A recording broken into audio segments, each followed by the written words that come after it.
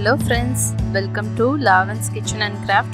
இன்னைக்கு நம்ம என்ன பார்க்க போறோம் அப்படின்னா ஹோம்மேட் ஈஸ்ட் எப்படி செய்யறதுன்றதை பற்றி தான் பார்க்க போகிறோம். அதுக்கு முன்னாடி நீங்கள் நம்ம சேனலுக்கு புதுசாக இருந்தீங்க அப்படின்னா கீழே இருக்கிற ரெட் கலர் சப்ஸ்கிரைப் பட்டனை ப்ரெஸ் பண்ணுங்கள். மறக்காமல் பக்கத்தில் இருக்க பெல் ஐக்கானும் ப்ரெஸ் பண்ணுங்கள். அப்போ தான் அப்டேட் உடனுக்குடனே கிடைக்கும். வாங்க ஃப்ரெண்ட்ஸ், வீடியோக்குள்ளே போகலாம். இன்றைக்கி ஹோம்மேடு ஈஸ்ட் எப்படி செய்யலான்னு பார்ப்போம். நம்மளுக்கு ஈஸ்ட் எதுக்காக யூஸ் பண்ணுவோம் அப்படின்னா ப்ரெட்டு செய்யறதுக்கு, கேக் செய்யறதுக்கு, அதுக்கப்புறம் வந்துட்டு நான், பீஸா இந்த மாதிரி வந்துட்டு செய்யறதுக்கு நம்ம ஈஸ்ட் யூஸ் பண்ணுவோம். இது ஈஸ்ட் வந்துட்டு நம்மளுக்கு ட்ரை ஈஸ்ட் கடையில் கிடைக்கும். அதை வாங்கி நம்ம செய்வோம். இது வந்துட்டு என்ன அப்படின்னா ஹோம்மேடு ஈஸ்ட்டு. பேக்கரியில் இந்த மாதிரி தான் செய்கிறாங்க. அந்த ரெசிபி தான் நான் இப்போ உங்களுக்கு சொல்ல போகிறேன். நம்ம ஈஸியாக நம்ம வீட்டிலே ப்ரிப்பேர் பண்ணி வச்சுக்கலாம். இப்போது ஹோம்மேடு ஈஸ்ட் எப்படி செய்யலான்னு பார்ப்போம். அதுக்கு ஃபர்ஸ்ட் தேவையான பொருள் மைதா மாவு 1 கப் எடுத்துருக்கேன். அடுத்து கெட்டி தயிர் நல்லா புளிச்சு இருக்கணும். நீங்கள் ஃப்ரிட்ஜில் வச்சுருந்தீங்கன்னா ஒரு 2 மணி நேரம் 3 மணி நேரத்துக்கு முன்னாடியே தயிரை வெளியில் எடுத்து வச்சுட்டு அதுக்கப்புறம் யூஸ் பண்ணுங்கள். சுத்தமான தேன் நான் 2 ஸ்பூன் லெவலுக்கு எடுத்து வச்சுருக்கேன். சர்க்கரை 2 ஸ்பூன். அடுத்து சுடுதண்ணி, வெதுவெதுப்பான சுடுதண்ணி 1/2 கிளாஸ்லேருந்து 3/4 கிளாஸ் வரைக்கும் நீங்கள் சூடு பண்ணி ரெடியாக வச்சுக்கோங்க. இப்போ வாங்க எப்படி ப்ரிப்பேர் பண்ணலான்னு பார்ப்போம். இப்போ ஒரு பவுலில் அந்த வெதுவெதுப்பான சுடுதண்ணியை அந்த பவுலில் எடுத்துக்கோங்க. 1/2 கிளாஸ் லெவலுக்கு எடுத்துருக்கேன். அதில் எடுத்து வச்சிருக்க 2 ஸ்பூன் சுத்தமான தேன் அதில் போட்டு நல்லா தேனை கரைச்சி விட்டுக்கோங்க தண்ணியில். அந்த தேன் கரைஞ்சதுக்கு அப்புறம் 2 ஸ்பூன் சர்க்கரை போட்டு நல்லா மிக்ஸ் பண்ணிக்கணும். இப்போ இந்த மிக்ஸ் நல்லா ரெடி ஆயிடுச்சு. இன்னொரு பவுல்ல நம்ம எடுத்து வச்சிருக்க மைதா, சின்ன கப்பால 1 கப்பு. உங்களுக்கு ஸ்பூன் அளவுன்னு பார்க்க போனீங்க அப்படின்னா ஒரு 5 ஸ்பூன் அந்த மாதிரி எடுத்துக்கணும். இப்போ இந்த மைதால நம்ம கரைச்சி வச்சிருக்க மிக்ஸை கொஞ்சம் கொஞ்சமா அந்த மிக்ஸ் தண்ணியை விட்டு நல்லா கரைச்சிக்கோங்க. அந்த மாவுல எந்த ஒரு கட்டியும் இல்லாம நல்லா நைஸா இந்த மாதிரி கரைச்சிக்கணும்.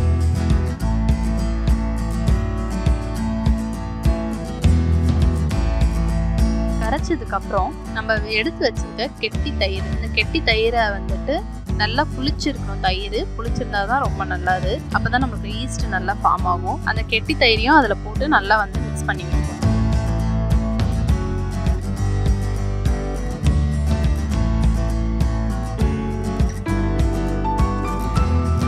இப்போ இந்த மிக்ஸ் பண்ண இந்த லிக்யூடை என்ன பண்ணணும் அப்படின்னா இந்த ஏர்டைட் பாக்ஸில் போட்டு நல்லா கவர் பண்ணிட்டு இதை 24 hours or 20 ஹவர்ஸ்க்கு ஓப்பன் பண்ணவே கூடாது. இது அப்படியே ஒரு இடத்துல வச்சுருங்க. கொஞ்சம் ஹாட்டான பிளேஸில் வச்சா ஈஸ்ட் நமக்கு இன்னும் நல்லா ஃபார்ம் ஆகும். நான் கொஞ்சம் அடுப்பு பக்கத்துலேயே வச்சுக்கிறேன். ஸ்டவ் கிட்ட நீங்கள் பக்கத்தில் வச்சிட்டீங்க அப்படின்னா அந்த ஸ்டவ் எரியும் போது அதனோட அனலில் நல்லா ஈஸ்ட் ஃபார்ம் ஆகும்.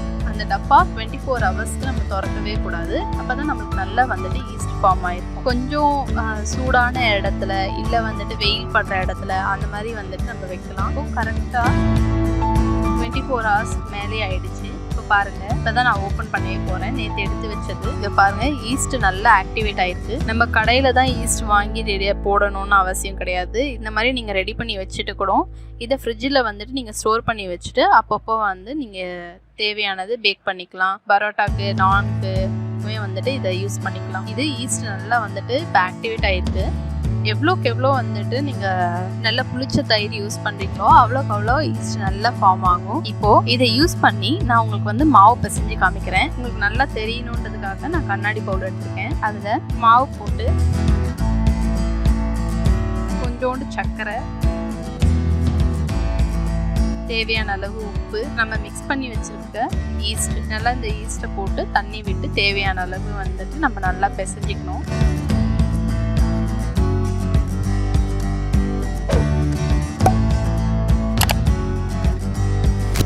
கொஞ்சம் எண்ணெய் விட்டு நல்லா பிசைஞ்சு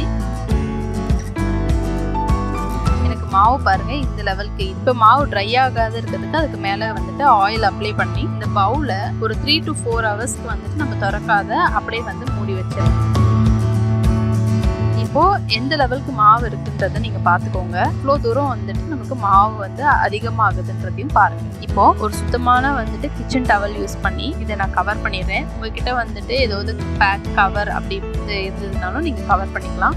இந்த 3 to 4 ஹவர்ஸ் அப்படியே ஊற விடுங்க. ஊற விட்டீங்க அப்படின்னா நமக்கு மாவு நல்லா குவான்டிட்டி நிறைய கிடைக்கும்.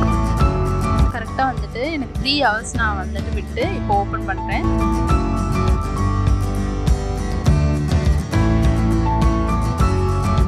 பாருங்கள் மாவு எந்த லெவலில் இருந்தது, இப்போ எவ்வளோ தூரத்துக்கு வந்துட்டு நல்லா உப்பி இருக்குது பாருங்கள். இப்போ ஈஸ்ட் நல்லா ஃபார்ம் ஆகி நம்மளுக்கு வந்துட்டு மாவு வந்துட்டு குவான்டிட்டி வந்து நம்ம போடுறத விட 4 மடங்கு அதிகமாக நம்மளுக்கு வந்துட்டு கிடைக்கும். இந்த மாதிரி ஈஸ்ட் போட்டு நம்ம வந்துட்டு பேக் பண்ணும் போது நான் பரோட்டா இதெல்லாம் வந்துட்டு பண்ணோம் அப்படின்னா இன்னும் வந்துட்டு சாஃப்டாக இருக்கும். இப்போது இந்த வந்துட்டு லிக்யூட் ஈஸ்ட்டை வந்துட்டு நம்ம இன்னொன்று என்ன பண்ணலாம் அப்படின்னா ட்ரை ஈஸ்ட்டாக வந்துட்டு நம்ம ரெடி பண்ணி வச்சுக்கலாம். அதுக்கு ஒரு பிளேட்டில் வந்துட்டு ஆயில் அப்ளை பண்ணிவிட்டு அதில் இந்த லிக்யூட் ஈஸ்ட்டை வந்துட்டு ஃபுல்லாக வந்துட்டு போட்டு வெயிலில் நல்லா 2 நாள்லேருந்து 3 நாள் வரைக்கும் நல்லா காய வச்சு எடுத்திருக்கேன். எனக்கு இந்த ஈஸ்ட் இவ்வளோ தூரம் கிடச்சிருக்கு. இதை நீங்கள் வந்து மிக்சியில் போட்டு நல்லா பவுடர் ஆக்கி ஒரு ஏர்டைட் பாக்ஸில் எடுத்து வச்சுக்கலாம். உங்களுக்கு தேவையான அப்போ தண்ணியில் போட்டு ஊற வச்சு அதை வந்து மிக்ஸ் பண்ணிக்கலாம். அந்த ஹோம்மேட் ஈஸ்ட் ரெசிபி வந்துட்டு உங்களுக்கு ஹெல்ப்ஃபுல்லாக இருக்கும்னு நினைக்கிறேன். நீங்களும் உங்கள் வீட்டில் ட்ரை பண்ணி பாருங்கள். ஈஸியாக வந்துட்டு பேக் பண்ணி பாருங்கள். இந்த வீடியோ உங்களுக்கு பிடிச்சிருந்ததுன்னா லைக் பண்ணுங்கள், ஷேர் பண்ணுங்கள், அண்ட் இந்த வீடியோ எப்படி இருந்ததுன்னு கமெண்ட் பண்ணுங்கள். இது வரைக்கும் நம்ம சேனலை சப்ஸ்கிரைப் பண்ணாதவங்க சப்ஸ்கிரைப் பண்ணுங்கள். நெக்ஸ்ட்டு ஒரு சூப்பரான ரெசிபியோடு உங்களை மீட் பண்ணுறேன். Thank you friends.